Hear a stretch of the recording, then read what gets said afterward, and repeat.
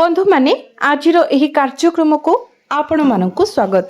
आजिर एही कार्यक्रमटी मिथुन राशि व्यक्ति विशेष मानक पई बहुत गुरुत्वपूर्ण अटे, बहुत ही खास अटे।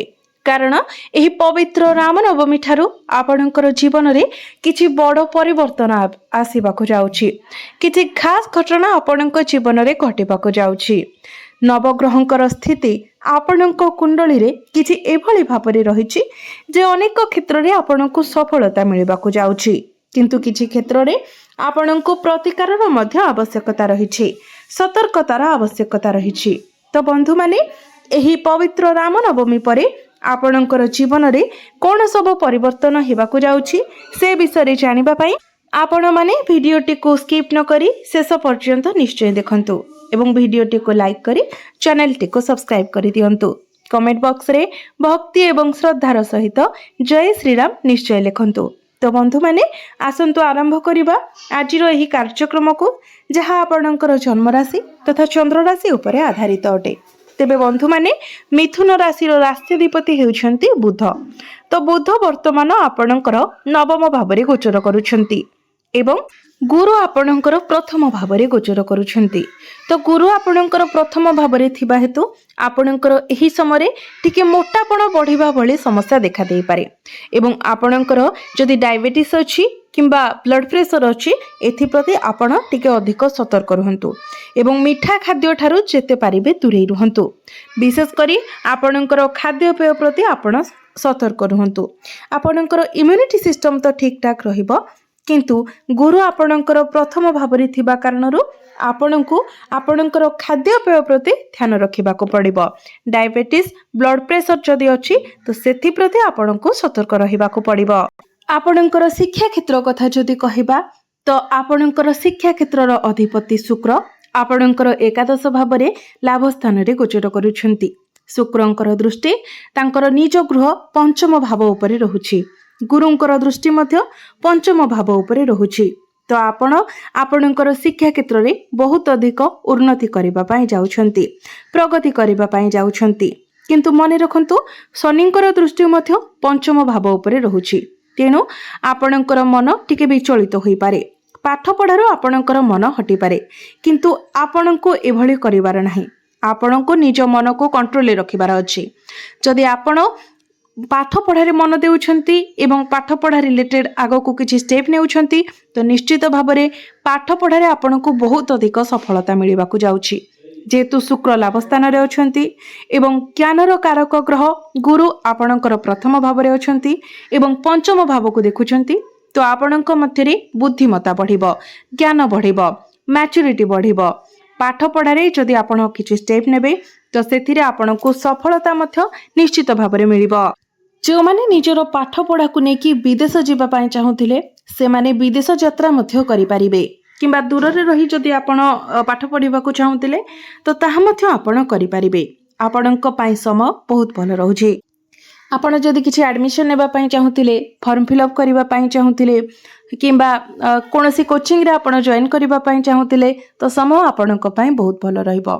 एवं जदि आपणकर किछि एग्जाम अछि तो आपण निजर माइंड को निजर कंट्रोल रखिबा पाई चेष्टा करंतु। एणे तेणे मन न देई पाठ पढ़ारे आपण फोकस करंतु, एग्जाम आपणकर बहुत भल रहिबो। किंतु आपणकर प्रेम जीवन कथा जदि कहिबा तो एठारे आपणकर जे अछंती पार्टनर तांकर मूड टिके स्विंग होई पारे, तांको भितरे टिके एग्रेशन देखा देई पारे, जिद्दीपण देखा देई पारे।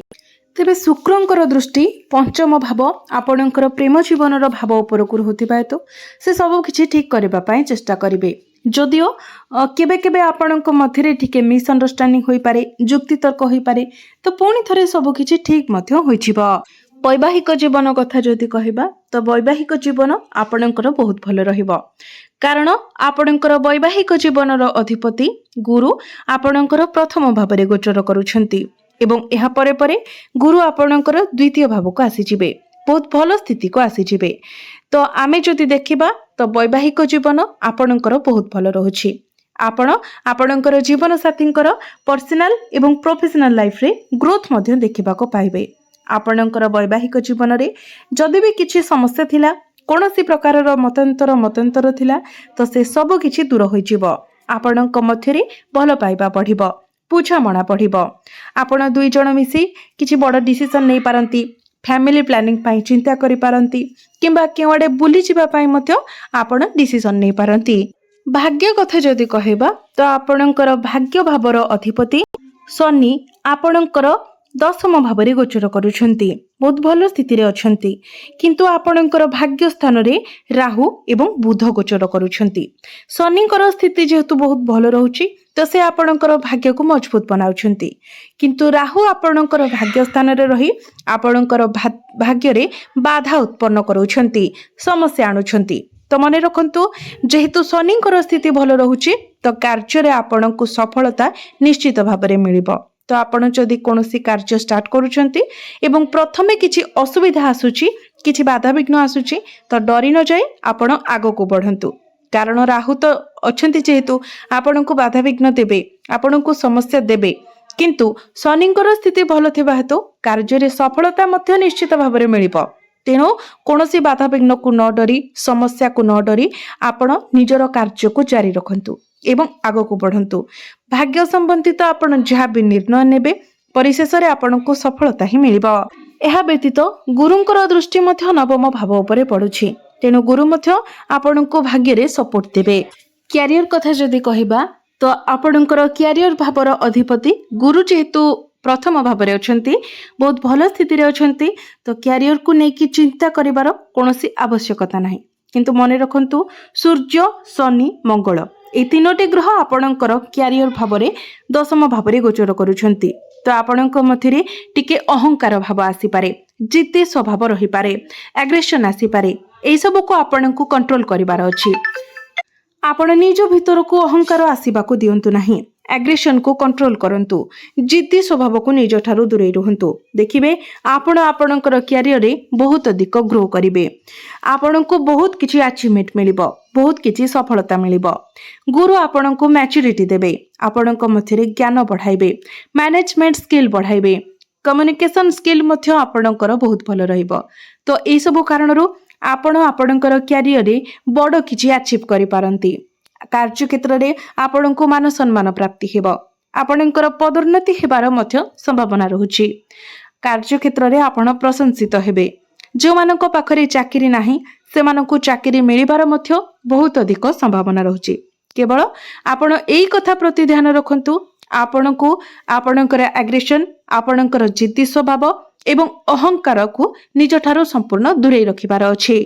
ବିଜନେସ୍ କଥା ଯଦି କହିବା ତ ବିଜନେସ୍ ମଧ୍ୟ ଆପଣଙ୍କର ପ୍ରଫିଟେବଲ ରହୁଛି। ଯେହେତୁ ବୁଧଙ୍କର ସ୍ଥିତି ଭଲ ରହୁଛି ତ ବିଜନେସରେ ମଧ୍ୟ ଆପଣ ଗ୍ରୋ କରିବେ। ଯଦି ଆପଣ କିଛି ବିଜନେସ୍ ଷ୍ଟାର୍ଟ କରିବା ପାଇଁ ଚାହୁଁଛନ୍ତି ତାହା ମଧ୍ୟ ଆପଣ କରିବେ। ଆପଣଙ୍କର ଫାଇନାନ୍ସିଆଲ ଗ୍ରୋଥ ହେବ, ଆପଣଙ୍କର ଡେଲି ଇନକମ୍ ମଧ୍ୟ ବଢ଼ିବ, କିଛି ବଡ଼ ଗ୍ରାହକ ମଧ୍ୟ ଆପଣଙ୍କୁ ମିଳିପାରନ୍ତି। ତ ବିଜନେସ୍ ଆପଣଙ୍କର ବହୁତ ଭଲ ରହିବ। ବିଜନେସ୍କୁ ନେଇକି ଆପଣ କେଉଁଆଡ଼େ ବୁଲିବାକୁ ଯାଇପାରନ୍ତି, ଟ୍ରାଭେଲ କରିପାରନ୍ତି। ବିଜନେସ୍ରେ ଆପଣଙ୍କୁ ସୁଖ ମଧ୍ୟ ପ୍ରାପ୍ତି ହେବ, ଆପଣଙ୍କୁ ସାଟିସ୍ଫ୍ୟାକ୍ସନ୍ ମିଳିବ। ଏବେ ଆସନ୍ତୁ ଜାଣିବା କିଛି ପ୍ରତିକାର ବିଷୟରେ, କିଛି ଉପାୟ ବିଷୟରେ, ଯେଉଁଗୁଡ଼ିକ କରିବା ଦ୍ୱାରା ଆପଣଙ୍କୁ ଅଧିକ ମାତ୍ରାରେ ଶୁଭ ଫଳ ପ୍ରାପ୍ତି ହେବ ଏବଂ ଯାହା ସବୁ ଅଶୁଭତ୍ୱ ରହୁଛି ସେଗୁଡ଼ିକ ମଧ୍ୟ ଖଣ୍ଡନ ହୋଇଯିବ। ତ ସେଥିପାଇଁ ଆପଣ ପ୍ରତ୍ୟେକ ଦିନ ବୁଧଙ୍କର ବୀଜ ମନ୍ତ୍ର 108 ଥର ଜପ କରନ୍ତୁ। ଯେତେ ପାରିବେ ଗୋମାତାଙ୍କର ସେବା କରନ୍ତୁ। ପ୍ରତ୍ୟେକ ବୁଧବାର ଦିନ ପ୍ରଭୁ ଗଣେଶଙ୍କୁ ଦୁବ ଅର୍ପଣ କରନ୍ତୁ। ପ୍ରତ୍ୟେକ ଦିନ ହନୁମାନ ଚାଳିଶାର ପାଠ କରନ୍ତୁ ଏବଂ ପ୍ରତ୍ୟେକ ଦିନ ଆପଣ ଉଦିତ ସୂର୍ଯ୍ୟଙ୍କୁ ତମ୍ବା ପାତ୍ରରେ ଜଳାର୍ଘ୍ୟ ଅର୍ପଣ କରନ୍ତୁ ଏବଂ ପ୍ରତ୍ୟେକ ଦିନ ସକାଳୁ ସ୍ନାନ ପରେ ଓମ୍ ନମଃ ଶିବାୟ ମନ୍ତ୍ର ମଧ୍ୟ 108 ଥର ଜପ କରନ୍ତୁ।